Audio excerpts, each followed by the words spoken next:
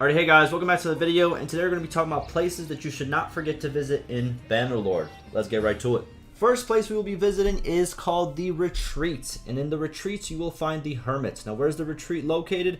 It's located right next to Hertogia Castle, right over here on the map, as you can see, on the Western Empire's land. And it's right over here on the mountain pass. It's not going to be shown on the map right away, but as soon as you get close to it, it's going to say that you discovered the Retreat. Now, what can you do in the Retreat? It's very simple. You can check your stats. Now, what I do suggest you do is, I suggest you save your game before you go into the Retreat. Why? Because the only way you can check your stats is if you pretty much say, I want to end my campaign.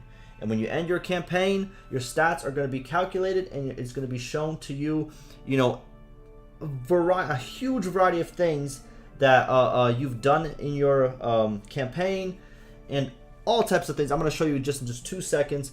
Or you can retire your main character and play as an heir if you want to start playing as an heir before your main character actually dies.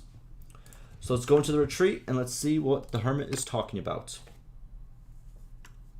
And it's a little bit cinematic. You're kind of like climbing up a mountain, as you can see, as like your last little ride until you retire, which I think is a very cool feature that they made. And if you want to just ride around here, there's some like good little mountain side, as you can see. Nice little view as well. Alrighty, so let's get to the Hermit right over here. Pretty straightforward, not too far. Alright. Sorry for getting the horse tracks on your rugs, sir. Alrighty, let's talk to the Hermit. And now he says, hello there. And he's going to ask you some questions. So you can choose. It doesn't really matter. It's more kind of like an immersion thing. There it is. And now you can choose one or the other, right? Yeah, right here. So I choose not to name anyone. I shall think no more of this worldly things end game. And you will have another option here if you do have an heir that says, hey, I want to retire and play as my heir. Okay? But right now I don't have an heir, so the only thing I can do is end the game. So let's end the game. He's going to retire. Your game will end. Would you like to continue? Yes. And there it is. You have retired. And look at all those different statistics you have here. This is kind of more of a newer save, so I don't have too much stuff going on here.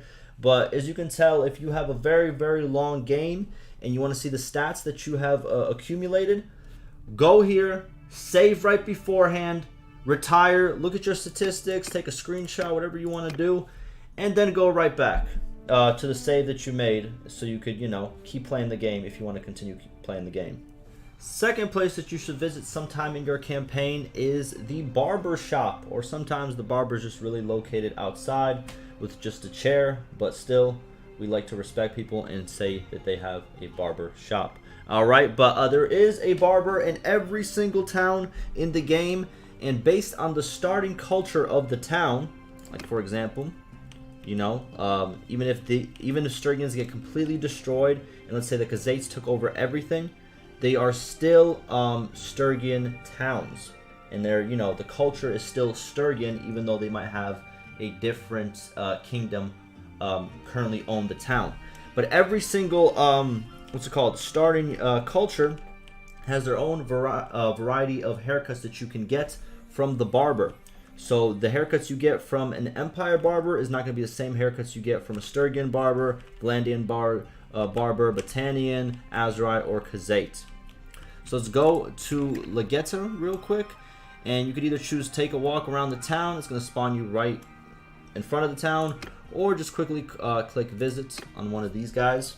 It's going to bring you straight in the middle of the town, and then all you have to do is just locate the barber, which again is very simple. You hold left alt if you're on PC, or whatever the button is for consoles. So who are you then? Yes, sir. See you later. Didn't want to actually talk to you.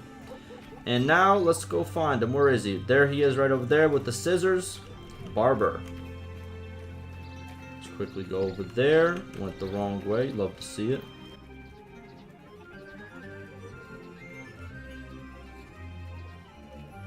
And there he is. We're at the barber shop again. Show some respect. It's not just a barber with a chair. This is his outside shop.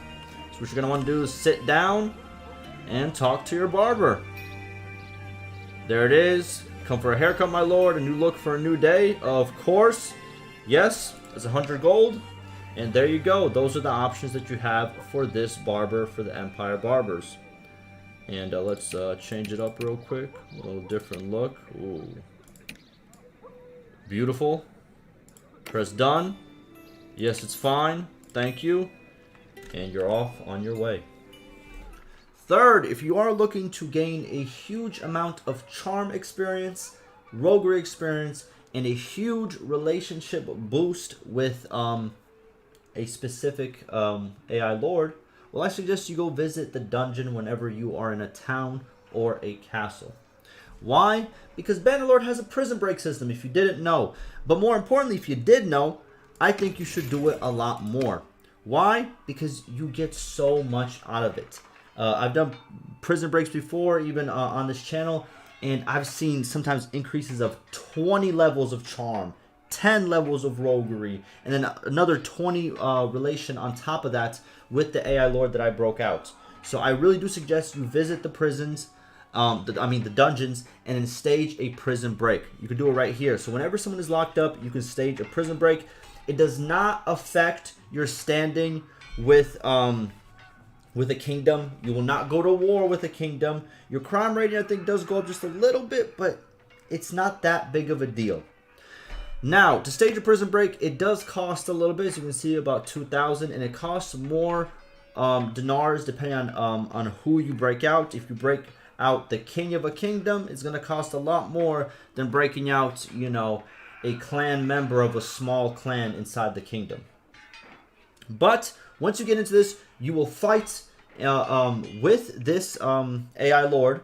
I would suggest you just fight by yourself so the AI Lord doesn't actually fall, because if the AI Lord falls when you're trying to escape, the prison break will fail.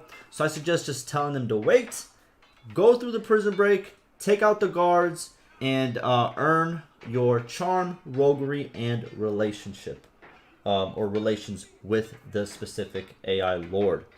Fourth, you should visit every single culture's keep, whether it's in a castle or in a town or tavern. Why should you do this? Well, there actually are quite a bit of board games in Bannerlord, and you can play versus the AI. So what are the board games? Each single culture has their own board game. So we have Tabloot. That is an imperial game. You're going to find it in all of the empire regions. So all these empires, they will have Tabloot as the board game. Then you have Mature, which is a Vlandian game, where you will find in the Vlandian part of the map. Then you have Bogchal, which is a Battanian, and you'll find a Battanian part of the map. Then you have Kanan, which is a Sturgian board game. Then you have Siga, which is an Azurai board game. And then lastly, you have Puluk, which is a Khazate board game. All of them are unique games based on real-life board games.